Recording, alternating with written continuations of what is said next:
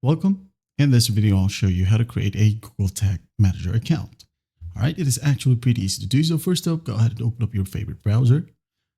Then just go ahead and type in the URL box, Google Tag Manager. Just like that, and hit on enter.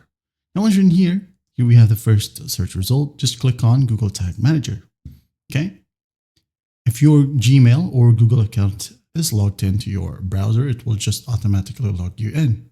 If not, it will ask you to log into your Google account. And once that's done, you'll be headed to the dashboard. Okay, and here, just go to the top right and click on Create Account. Okay, just go ahead and click on it.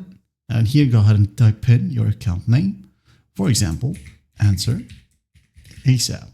Country, Philippines, right here. Scroll down and we have the container setup. Container name, maybe www.answerasap.com.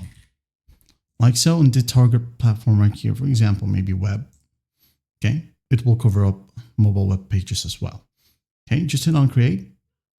And here, just click on yes. Okay, but before that, take on the tick box right here. Yes. It says saving right here. Just wait for it to load. And after that, there will be some prompts. Just close this one. And here you have your account.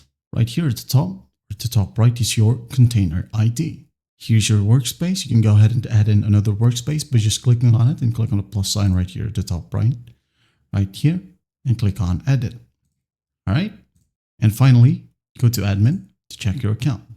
You have your account settings right here, activity and user management.